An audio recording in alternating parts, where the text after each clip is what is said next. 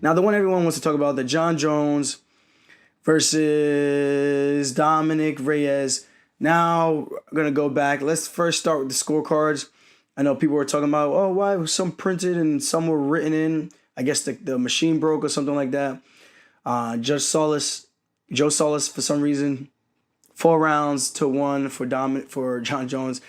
Really, really odd stuff. I believe he was the same one that gave Andre Ewell a 30-27 against Jonathan Martinez. I would have to double check, but I think it was him. Some really wacky judging. But let's be honest here. That fight was razor fucking close. Call it what it is. Can Dominick Reyes have been the and new? Yes, he could have. After rewatching the fights, the rounds, the first 3 rounds, I go, holy shit. There's a case that Dominick Reyes actually won rounds 1 through 3. And I know I tweeted and people were saying, how far are you up Jon Jones' ass? I'm like, not up his ass. I'm telling the guy, congrats for getting the win. Whether or not I agree that he got the win, that's neither here or there. He's inspiring people by his greatness, by accomplishing more, even though there seems to be nothing else for him to accomplish. You know, if that makes sense. He's already at the pinnacle. He's defended the belt 13 times. Now broke GSP's record with 14. So, with that being said, that's greatness. That's history. That's a record that might not be touched in God knows how long, or probably ever. Probably not even in our lifetime. So, for me to say that, that's me paying my respects. When the Lakers win the championship over and over again with Kobe Bryant, I'm not a huge Lakers fan, but I respect greatness. Congrats, guys. You guys continue to inspire people who want to be great also.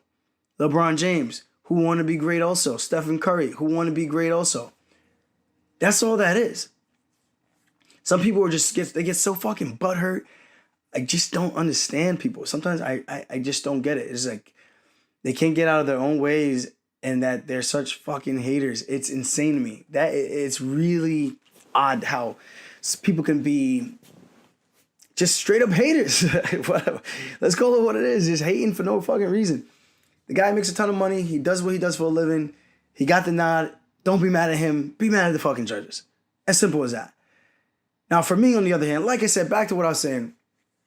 After rewatching the fights, I think there's a very good argument that Dominick Reyes potentially won the first 3 rounds.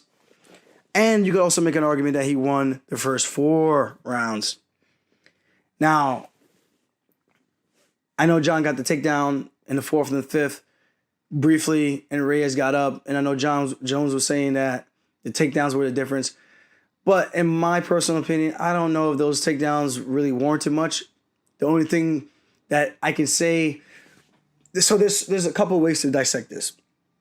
Getting a takedown with no damage, the main thing I would say, it allows your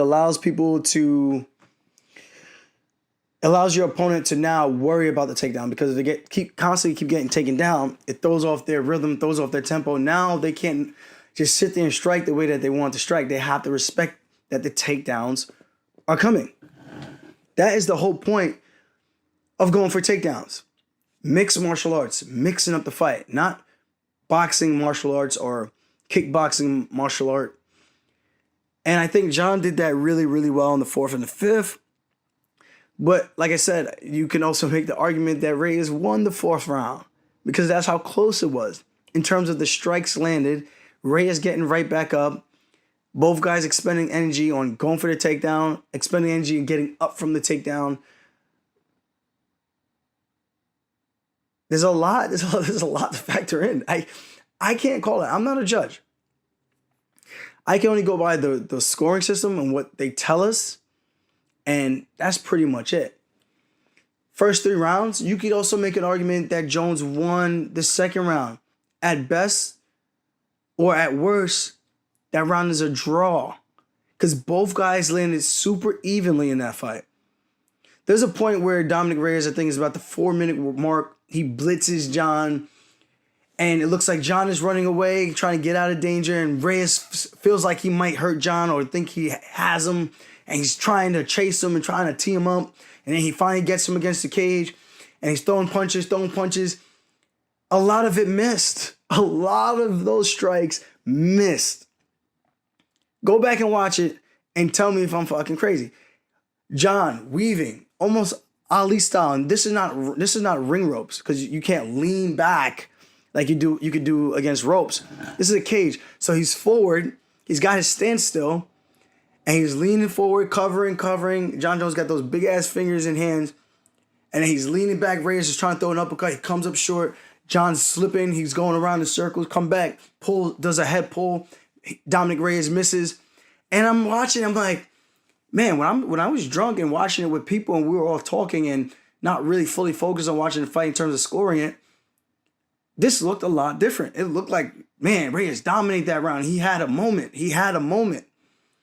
And I watched it again today. I'm like, was that really a moment? I mean, it was a moment that got the fans excited. It makes you think like, oh shit, he's got him reeling. He got him hurt. But when you watch it again, you're like, this is not the way I remember it. I don't remember it being like that. I thought he was actually hurt. No, he wasn't hurt. So that's the difference. But for the rest of that round, I would argue that Jon was landing the equal amount of strikes. I think they both landed equally. And I think Jon might have landed the cleaner of those strikes. Reyes threw more, but Jon landed at a higher accuracy rate and landed the more cleaner shots where he threw a jab, pop. You see Reyes react to it. His head pops up. You see Jon go to the body. You see him attack the knees. You see Reyes did throw a nice body kick, though. That was clean as fuck. But for the majority of it, I think the rounds was so close that it's hard for me to say it was a robbery. I'm a Jon fan. Now I'm a Reyes fan. I'm just a fan of mixed martial arts in general. So I have no horse in the race. I'm leaning towards Jon because I went to school with Jon. He got me started with MMA. I'm leaning towards Jon Jones before the fight starts. Now, during the fight, whoever wins, may the best man fucking win. That's how I am. Unless you're my teammate and you're actively with me, my teammate ride or die. That's it. With that being said, I'm watching and I'm reassessing, and I'm seeing how the scoring could be all over the place. You have some people who had a 4-1 to Reyes. Some people had a 4-1 to Jones. Some people had a 3-2 to Reyes. Some people had a 3-2 to Jones. If there was ever a time for a fight to be a draw, it would have been this one. No guy got a clear-cut decision ahead. The same thing with the Gustafsson fight. I watched that fight probably 20 times, and I still feel Gustafsson did enough to beat Jon. 100%. Where with this fight, I don't think Reyes did enough to beat Jon. I don't think he did less enough to lose to Jon. That is the difference. Jon had those championship rounds with Gustafsson where he definitely edged him out with those elbows in the 4th and the 5th against Gustafsson. And in those first 3 rounds, I thought Gustafsson ran away with it. I thought it was pretty clear cut that Gustafsson was winning on his bike, touching and moving with the cleaner boxing. You know, Jones worked on his boxing. I will say the difference in the Reyes and Jones fight, Reyes packed some punching power. But Jon weathered the storm, was blocking, rolling with the punches. Now, here's my thing that I've been trying to figure out. Knockdowns. Round 1, Jones gets knocked down. He gets sat on his butt. He gets up really quick. Jones was going for a kick. Reyes' game plan, whenever Jones goes for a kick, crash the kick, stifle it with punches. You stifle the kick with punches. At this point, you're on one foot, and it makes it really difficult to maintain balance. When someone's blitzing in, you're on one leg, you're leaning backwards, and you get cracked with a punch. You can't defy gravity. You can't defy the odds that you're not going to fall backwards. You have to. You're on one leg, I push you over, you're going to fall. Now, do we consider that a knockdown? That's my thing. If you give that the knockdown, yeah, then Dominick definitely wins round 1. Even though I thought he won round 1 regardless, take that away, I still think he did enough. Landed more cleaner strikes than Jones, more volume, and I thought he set the tempo of the rest of the fight with that. I did think that Reyes was going to eventually slow down and get tired. He didn't really slow down until the 4th and arguably until the 5th round. And you could argue that he made a gesture that he caught a second wind in the 4th and 5th rounds where he looked like, okay, he's back in this. He's not as exhausted as we thought he was going to be. So there's a lot to be taken away from this fight. Is Jon Jones the greatest of all time? I'm going to say arguably yes. He's had a heck of a killer's row of challenges. Dominick Reyes is a new breed. Yes. Could he arguably be the champ right now? Yes. Am I mad that Jones got the nod? No. Am I mad that Reyes didn't get the nod? No. It's that close of a fight. And I think this is where people were getting my tweet confused. I guess I should have put the quotes. To be the champ, you have to beat the champ. And I think it comes down to a situation like this where the fight is so close that it's hard to give it to the challenger when everything is so even because he's the champ, the defending champ. Where I think another matchup, you're kind of like, you don't really think about it like that. You're like, well, if this guy did enough, or if it was close, you could live with it, okay, but like, you know what, I give it to him because it was close. It was close. Where this was the same exact thing, but I think because it was a title fight, maybe the judges were like, you know, it was really close. Reyes did come really, really close to winning some of those rounds that we thought were coin flips. But did he really do enough to beat the champ? I don't know. That's where that tweet came from. Do I agree with that quote? Not necessarily. I think if you beat him by the criteria, you win the fucking fight. But based on the criteria of the Jon Jones who's stalking for 25 minutes, stalking his opponent, besides the few moments that Reyes were blitzing Jones, and Jon uses pretty well spectacular defense getting out of the way of the majority of those shots, rolling with those punches, displaying brilliant head movement. You got that factor. You got Jon throwing less, but landing with a higher accuracy point percentage. Reyes throwing more volume. And I think the perfect example of this, Mayweather versus Marcos Maidana won. I thought Maidana won that fight based on sheer volume alone.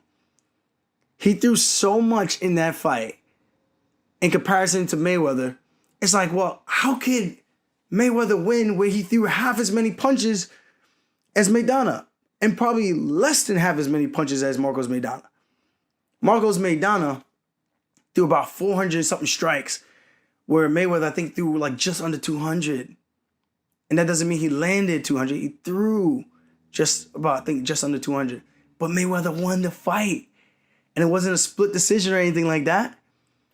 So now I'm looking at this, I'm like, it's a very similar situation.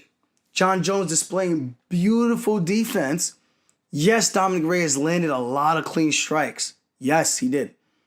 But a lot of the moments where it looked like he had Jon Jones reeling on his back foot and in danger, Jones didn't really eat many of those strikes. I'm telling you, go back and watch it again and try to be unbiased about it. I don't care what Jon has done in the past. He might not be the best person. He might not be the guy you want to hang out at a barbecue in terms of family stuff or whatever because you don't like the stuff he has done in his past or the things he's done, whatever you want to call it. Whatever your beef with him, I'm going by strictly the fight. Take away the emotion and watch it without someone bothering you, without ordering a drink and then turning in and seeing one key moment and turning back and then picking up the drink and then having a conversation. Watch the fight. Really, really assess it, really break it down, and give your honest assessment of it and what you think. And that's what I had to do. And this is the decision and conclusion I came up with.